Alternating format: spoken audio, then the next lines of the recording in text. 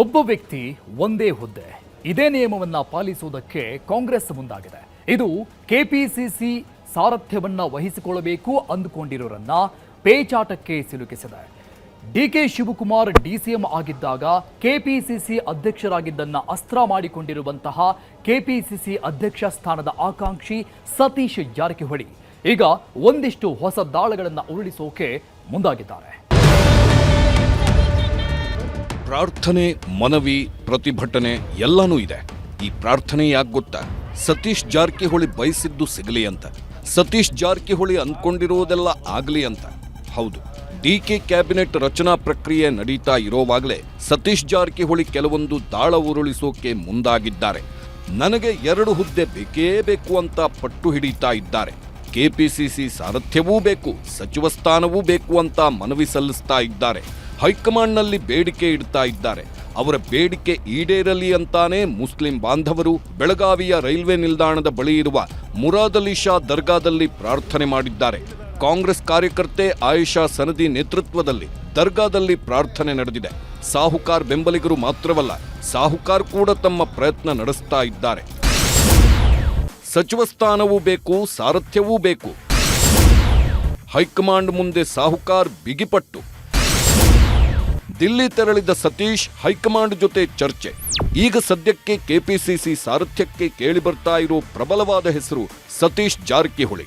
ಸತೀಶ್ ಜಾರಕಿಹೊಳಿ ಮೊದಲಿಂದಾನೂ ಸಿದ್ದರಾಮಯ್ಯ ಬಣದ ಕಟ್ಟಾಳು. ಸಿದ್ದರಾಮಯ್ಯ ಬಣದಲ್ಲಿದ್ದುಕೊಂಡೇ ಕೆಪಿಸಿಸಿ ಪಟ್ಟಕ್ಕಾಗಿ ಪಟ್ಟು ಹಿಡಿದು ಹೋರಾಡಿದವರು. ಆದ್ರೆ ಈಗ ಸಾಹುಕಾರ್ ವಿರುದ್ಧ, ಸಿದ್ದು ವಿರುದ್ಧ ತಂತ್ರ ಹೆಣೆದ ಆರೋಪ ಕೇಳಿಬರ್ತಾ ಇದೆ. ಆದ್ದರಿಂದ ಕೆಪಿಸಿಸಿ ಪಟ್ಟವನ್ನ ತಮ್ಮದಾಗಿಸಿಕೊಳ್ಳೋಕೆ ಸತೀಶ್ ಭಾರೀ ಶ್ರಮ ಪಡ್ತಾ ಇದ್ದಾರೆ. ಜೊತೆಗೆ ಸಚಿವ ಸ್ಥಾನವೂ ಬೇಕು ಅಂತಿದ್ದಾರೆ. ಇದಕ್ಕಾಗಿ ಬೆಳಿಗ್ಗೆ 6 ಗಂಟೆ ಫ್ಲೈಟ್ಗೆ ದೆಹಲಿಗೆ ತೆರಳಿರುವ ಸತೀಶ್ ಅಲ್ಲೇ ರಣತಂತ್ರ ಹೂಡಿದ್ದಾರೆ. ಹೈಕಮಾಂಡ್ ಜೊತೆಗೆ 2 ಹುದ್ದೆ ಕೊಡಿ ಅಂತ ಬೇಡಿಕೆ ಇಡುತ್ತಿದ್ದಾರೆ. ಒಬ್ಬರಿಗೆ ಒಂದೇ ಹುದ್ದೆ ಅಂತ ಹೈಕಮಾಂಡ್ ಹೇಳುತ್ತಿದೆ. ಕೆಪಿಸಿಸಿ ಅಧ್ಯಕ್ಷ ಸ್ಥಾನದ ಜೊತೆಗೆ ಮಂತ್ರಿಗಿರಿಗೆ ಸಾಹುಕಾರ್ ಪಟ್ಟು ಹಿಡಿದಿದ್ದು, ಸುರ್ಜೇವಾಲಾ, ಕೆಸಿವಿ ಜೊತೆ ಸತೀಶ್ ಚರ್ಚೆ ನಡೆಸಿದ್ದಾರೆ. ಒಬ್ಬರಿಗೆ ಒಂದೇ ಹುದ್ದೆ ಎಂದಿರುವ ಕೆಸಿವಿ ರಾಹುಲ್ ಗಾಂಧಿ ಜೊತೆ ಚರ್ಚೆಗೆ ಸೂಚನೆ ನೀಡಿದ್ದಾರೆ. ಆದ್ದರಿಂದ ರಾಹುಲ್ ಭೇಟಿಗೆ ಸತೀಶ್ ಪ್ರಯತ್ನ ಮಾಡ್ತಾ ಇದ್ದು, ಡಿಕೆಶಿ ಮಾದರಿಯಲ್ಲೇ 2 ಪೋಸ್ಟ್ಗೆ ಮನವಿ ಮಾಡ್ತಾರೆ ಅಂತ ತಿಳಿದು ಬಂದಿದೆ. ಡಿಕೆಶಿ ಸಿಎಂ ಆಗೋದಕ್ಕೂ ಮೊದಲು ಡಿಸಿಎಂ ಆಗಿದ್ರು. ಪ್ರಬಲ ಖಾತೆಯನ್ನಿಟ್ಕೊಂಡು ಕೆಪಿಸಿಸಿ ಅಧ್ಯಕ್ಷರೂ ಆಗಿದ್ದರು.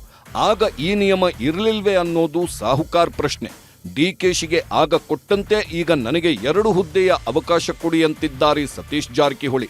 ಒಂದು ಕಣ್ಣಿಗೆ ಬೆಣ್ಣೆ, ಇನ್ನೊಂದು ಕಣ್ಣಿಗೆ ಸುಣ್ಣ ಯಾಕೆ ಅನ್ನೋ ಪ್ರಶ್ನೆಯನ್ನೂ ಸತೀಶ್ ಜಾರಕಿಹೊಳಿ ಕೇಳ್ತಾ ಇದ್ದಾರೆ.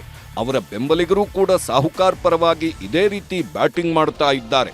ಸತೀಶ್ ಪರ ಇಷ್ಟೆಲ್ಲ ಲಾಬಿ ನಡೀತಾ ಇದ್ರೆ ಮತ್ತೊಂದು ಕಡೆ ಹೈಕಮಾಂಡ್ ಭೇಟಿಗೂ ಮುನ್ನ ಡಿಕೆಶಿ ಜೊತೆ ಬಿಕೆ ಹರಿಪ್ರಸಾದ್ ಚರ್ಚೆ ನಡೆಸಿದ್ದಾರೆ. 20 ನಿಮಿಷ ಚರ್ಚೆ ನಡೆಸಿದ್ದು ಕೆಪಿಸಿಸಿ ಹುದ್ದೆ ವಿಚಾರವಾಗಿಯೇ ಪರಸ್ಪರ ಚರ್ಚೆ ಆಗಿರಬಹುದು ಎನ್ನಲಾಗ್ತಿದೆ. ಏನೇ ಆಗಲಿ, ಕೆಪಿಸಿಸಿ ಈವರೆಗೆ ಪ್ರಬಲವಾಗಿತ್ತು. ಡಿಕೆಶಿ ಕೆಪಿಸಿಸಿಯನ್ನ ಪ್ರಬಲವಾಗಿ ಕಟ್ಟಿದ್ದರು. ಈಗ ಆ ಸ್ಥಾನದಲ್ಲಿ ಯಾರಾದರೂ ಕೂರಬೇಕು ಅಂದ್ರೆ ಡಿಕೆಶಿಯಷ್ಟೇ ಪ್ರಭಾವಶಾಲಿಗಳಾಗಿರಬೇಕು. ಮುಂದಿನ ವಿಧಾನಸಭಾ ಎಲೆಕ್ಷನ್ಗೆ ಉಳಿದಿರೋದು ಕೇವಲ 24 ತಿಂಗಳುಗಳು ಮಾತ್ರ. ಅದಕ್ಕೆ ತಯಾರಿ ನಡೆಸ್ತಾನೆ. ಸಿಎಂ ಆಗಲಿರೋ ಡಿಕೆಶಿಯ ಆಡಳಿತ ವೇಗಕ್ಕೆ ಸರಿಸಾಟಿಯಾಗಬಲ್ಲ ನಾಯಕನೇ ನೇಮಕವಾಗಬೇಕು. ಇಲ್ಲದಿದ್ರೆ ಮುಂದಿನ ಎಲೆಕ್ಷನ್ ಕಾಂಗ್ರೆಸ್ಗೆ ಮನೆದಾರಿಯನ್ನ ತೋರಿಸುತ್ತೆ ಅನ್ನೋದು ಸತ್ಯ.